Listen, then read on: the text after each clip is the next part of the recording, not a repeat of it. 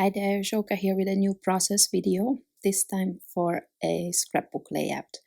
So the other day I realized that I have these three half-ready layouts that I originally made for Pinkfresh Facebook Lives, but since Christmas crept up on us very quickly, I decided to do Christmas layouts instead back then.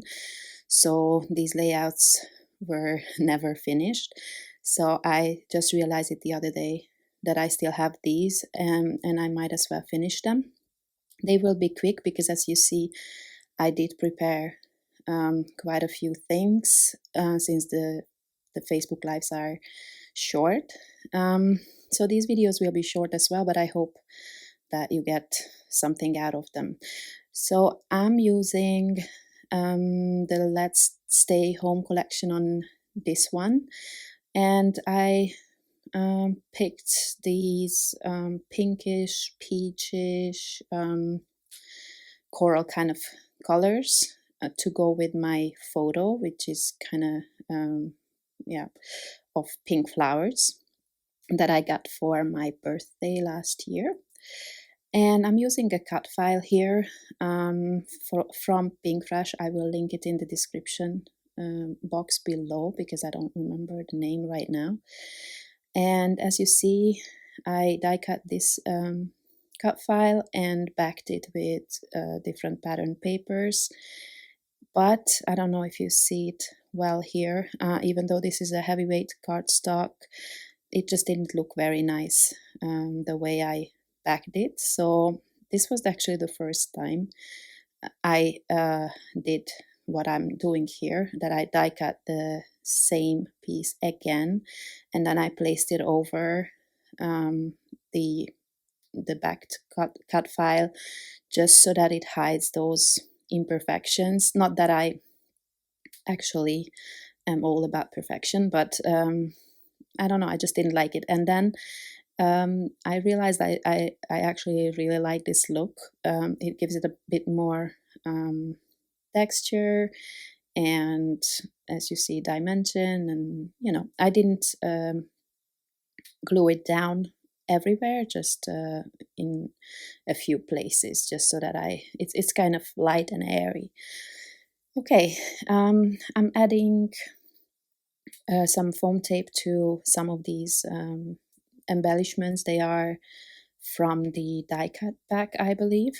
Well, I did make these layouts back in September, I believe. So I'm trying to remember everything as much as possible. So as you see, I already on all of these three layouts you saw in the beginning of the video, I already kind of made them into kits. So they were in a plastic sleeve, and all embellishments and title and everything was already selected. So I didn't even have to think about what to use, which is why it's very quick. I knew exactly what goes where, so it was very easy to put together. So I have that bow at the top, as you can see. That's also Pinkfresh had this pack of die cut bows, fabric bows, that you have to put together yourself, but I already did that here, and they are so pretty. I really love them. You should really have a look if you haven't seen them yet. And this one here it was either a sticker or a die cut label. I think it was a sticker that I now stamped my date on. And this one, this little circle with the heart, is a chipboard sticker, and then this long sentiment is a die cut piece as well. And I'm just adding a few foam tape pieces that I had, trying to use up all these remainders that I always have on top of my foam tape roll. And now for the title, I'm just using birthday blooms. These are mini Puffy stickers, and you have more colors in the in the pack, but I just chose the ones that I used for everything else on this layout. Some greens, some blues, and some of these pink and peach colors. And then I don't line them up more like, I just add them in kind of like a crooked way. That's kind of how I like it. And then I will, later on, I will add some machine stitching to that so that they will stay in place forever. And this is gonna be the final step, almost, adding some enamel dots. And I actually didn't even think about where to put them very much because I had a photo of the layout on my phone still.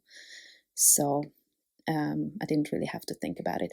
Now, the only thing that I was not planning originally is to add a few stitches here and there, just to, because the layout is so very simple.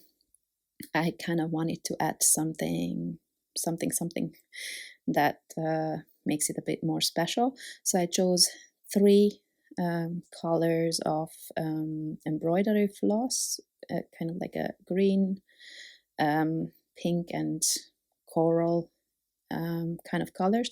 And then I'm just adding very simple cross stitches. So I'm going back and forth, as you can see here, I hope, but I'm sure that you know how to do this. And I will add different colors in different spots. And here I'm thinking that maybe I should add some more than just the 2. So I will go ahead and punch another 2 holes so I can add 1 more cross stitch there. And then once I'm doing this, I think originally I planned 4 spots for these, but then in the end I will add a 5th one.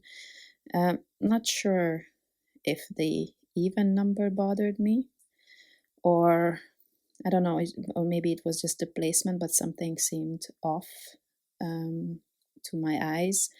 So I will add 1 more. And just trying to make sure that the same color doesn't go right next to the other, so I don't have green next to the green.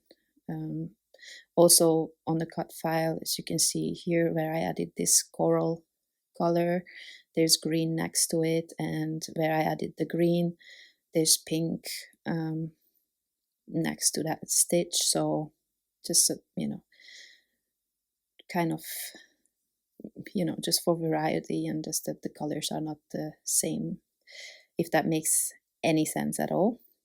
So I'm struggling here with the thread, because actually normally when I'm doing hand stitching on layouts, I only use half the thread. So like there's 6 strands in the floss, and normally I'm only using 3 because I don't know, I always used it that way because the 6 always kind of seemed too much, too bulky.